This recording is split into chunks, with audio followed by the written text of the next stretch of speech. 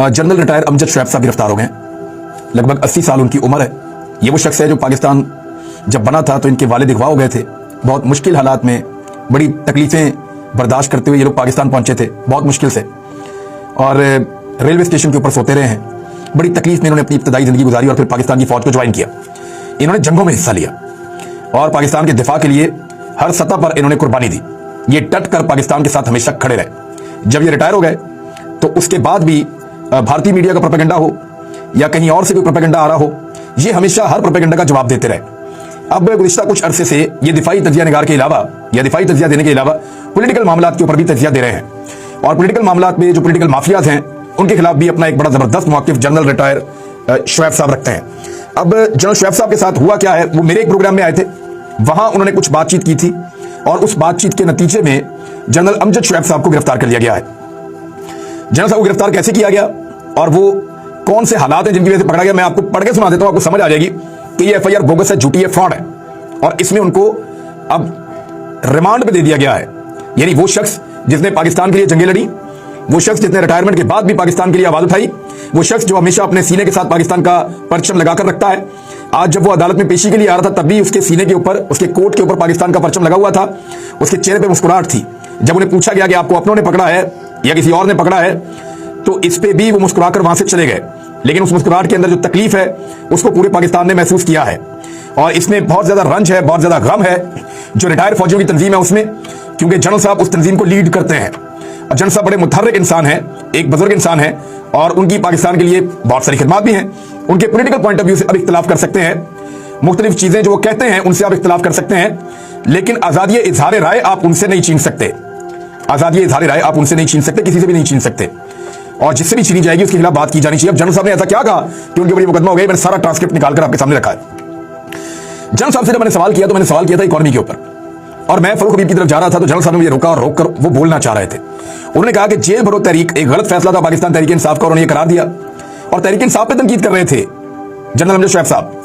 उन्होंने कहा कि जेल भरो तहरीक गलत फैसला था, जो हुक्मरान होता है वो बेशर्मी पे उतरा होता है, कोई फर्क नहीं पड़ता, वो पूरे पाकिस्तान में आपके पकड़े हुए लोगों को फैला देगा, फिर आप अपने आप को अजियत देंगे। यानी इस किस्म की बातें वो कर रहे थे। लॉन्ग मार्च से भी कभी हुकूमत नहीं बदली, अपने लोगों को जलीलो ख्वार किया, ये इमरान खान साहब की पॉलिसीज पे तनकीद हो रही है। और फिर कहा कि उनके घरों में भी छलांगे लगवाएंगी, फिर क्योंकि वो पुलिस वगैरह घरों पे कूद के आ गई थी, तो वो सारी वो सिनेरियो बता रहे थे कि ना लॉन्ग मार्च अच्छा आइडिया था, ना जेल भरो तहरीक अच्छा आइडिया था। ये जनरल रिटायर अमजद शुएब साहब कह रहे थे। मैंने उनसे यहाँ पे एक सवाल टोक के मैंने कहा, तो फिर इमरान खान साहब घर बैठ जाएं और बैठकर बदवाएं दें, और क्या उसके नतीजे में कोई तब्दीली आएगी? तो इस पे जनरल साहब ने फिर कहा कि आप अपनी स्ट्रेटजी पे वर्कआउट करें, आप अपनी हिकमत अमली वर्कआउट करें, यानी अपनी हिकमत अमली आप तैयार करें। जनरल साहब ये कह रहे हैं। जरा एक जुमले पे आप गौर कीजिएगा, ये एक पैराग्राफ है जिसके ऊपर मुकदमा दर्ज हुआ है जनरल साहब पे, और उनको फिर बागी गद्दार, ये सारी जो वो जो खेल खेला जाता है पाकिस्तान में हमेशा से, वही खेल जनरल रिटायर अमजद शुएब साहब के साथ खेला जा रहा है। यानी उस आदमी को जो पाकिस्तान का वफादार रहा हमेशा, उसको पाकिस्तान का बागी डिक्लेयर किया जा रहा है, ये बगावत पे उकसा रहा है पाकिस्तान के लोगों को।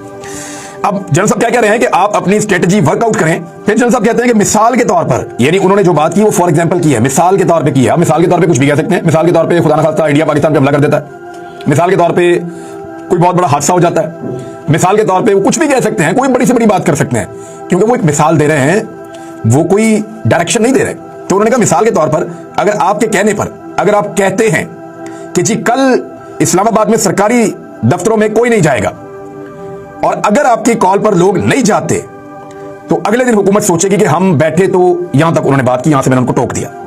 अब जरा ये देखें कि इस पैराग्राफ के अंदर क्या है ऐसा। उन्होंने कहा मिसाल के तौर पर आप एक स्ट्रेटजी बनाएं, मिसाल के तौर पर अगर आपके कहने पे अगर आप कहते हैं, यानी 2 मरतबा अगर का लफ्ज आ चुका है, तीसरी मरतबा फिर आएगा कि जी कल इस्लामाबाद में सरकारी दफातर में कोई नहीं जाएगा, फिर कहते हैं और अगर आपकी कॉल पे लोग नहीं जाते तो अगले दिन हुकूमत सोचेगी कि हम बैठे, तो यहां मैंने उनको टोका। मैंने कहा नहीं, ये वाला ऐलान करके तो अपने आप को खराब करने वाली बात है।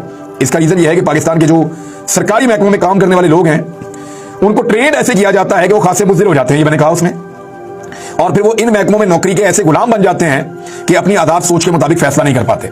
मैंने उनके इस आइडिया को कहा कि नहीं, ये ड्रॉप आइडिया है, या मुझे लगा कि ये फ्लॉप आइडिया है, ये नहीं हो पाएगा। लोग अपनी नौकरियां खराब नहीं करते पाकिस्तान जैसे मुल्क के अंदर जहां पे बहुत ज्यादा अदम तहफ्फुज़ के शिकार हैं पहले लोग।